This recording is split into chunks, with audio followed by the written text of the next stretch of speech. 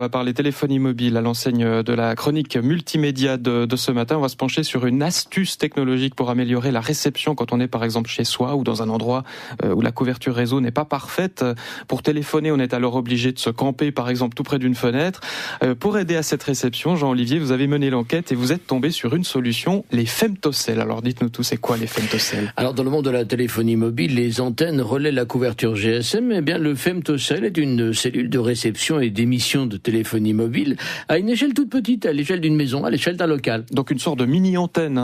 Et si on peut installer cette technologie chez soi, alors fini les problèmes de réception de son téléphone mobile. Tout à fait. Alors la technologie est une antenne qui va utiliser la ligne Internet pour la diffusion de téléphonie mobile. On peut comparer cela au Wi-Fi. Lorsque vous utilisez votre téléphone via le femtocell, il est reconnu par le périphérique. Marc Aurica, directeur de la société Satoris à Genève, société spécialisée dans la sécurité des réseaux.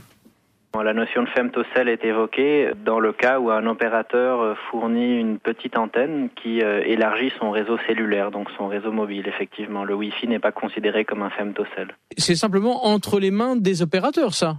Absolument. Beaucoup d'opérateurs dans le monde distribuent des femtocell à leurs clients, entreprises ou même particuliers, qui ont une mauvaise réception chez eux pour éviter de déployer plusieurs antennes. Est-ce qu'en Suisse, entre Swisscom, Sunrise et Orange, il y a une possibilité d'obtenir auprès de ces opérateurs des femtocell ? À l'heure actuelle, à ma connaissance, en Suisse, aucun des 3 opérateurs mobiles ne fournit de femtocell dans la mesure où la couverture réseau est relativement bonne. Oui, relativement bonne, ça c'est lui qui le dit. Des tests et des témoignages ne vont pas toujours dans ce sens-là. C'est donc une technologie qui reste sous le contrôle des opérateurs de téléphonie mobile. Absolument, ce sont eux qui commercialisent ou pas la technologie. Et quelles raisons sont évoquées pour ne pas diffuser le femtocell en Suisse ? Alors une des composantes, c'est très certainement la sécurité. Vodafone a eu des problèmes avec leur femtocell. Le 13 juillet 2011, une nouvelle est sortie selon laquelle l'équipement femtocell de Vodafone avait été piraté. Ce genre de choses rentre certainement en compte également dans les processus de décision des opérateurs qui se rendent compte des risques. Alors il s'agit d'une petite antenne GSM qui de surcroît se connecte au réseau de l'opérateur. Donc effectivement, si c'est mal fait, il peut y avoir un risque et c'est ce qui s'est passé avec Vodafone. Leur équipement femtocell a été transformé par un groupe de hackers qui s'appelle The Hacker's Choice dans un dispositif qui permet l'interception de communication. Et les opérateurs en Suisse sont très sensibles à ce genre de scénario et donc c'est certainement une des nombreuses raisons pour lesquelles ils hésitent à déployer ce genre de choses. Alors à présent, allons voir du côté de Swisscom si le femtocell pourrait être commercialisé dans un proche avenir. Christian Neuhaus, porte-parole de Swisscom. Pour le moment, ce n'est pas prévu. Nous observons bien sûr ce qui se passe sur le marché, mais actuellement, il n'y a pas de plan dans ce sens-là.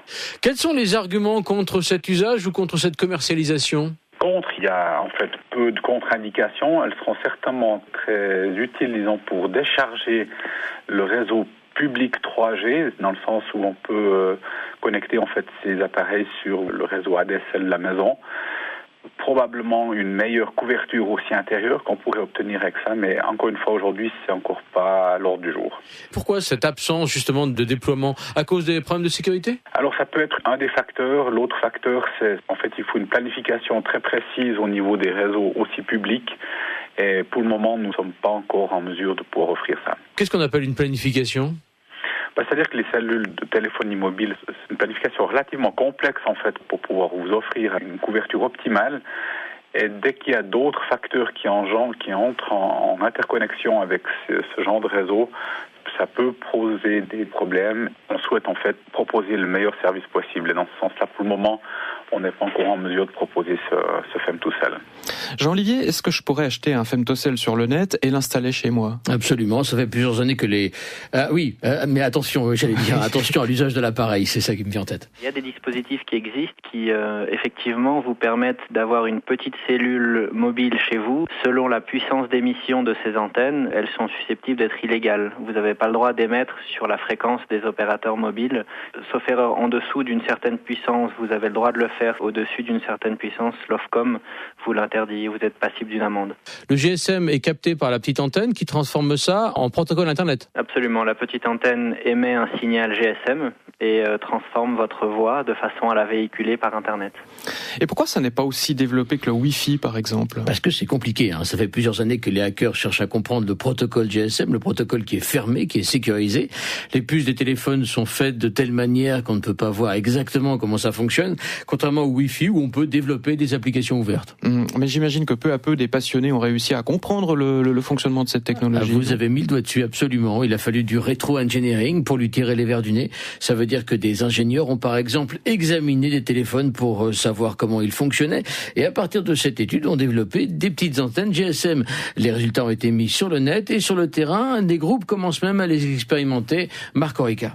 Pendant le festival Ironman aux États-Unis, par exemple, ils ont développé leur propre petit réseau mobile pendant le temps de ce festival-là. Donc ça plaît évidemment pas aux opérateurs parce que c'est des réseaux qui utilisent les mêmes fréquences que leurs propres antennes et qui donc ont un impact sur leurs propres services, mais c'est aujourd'hui techniquement possible.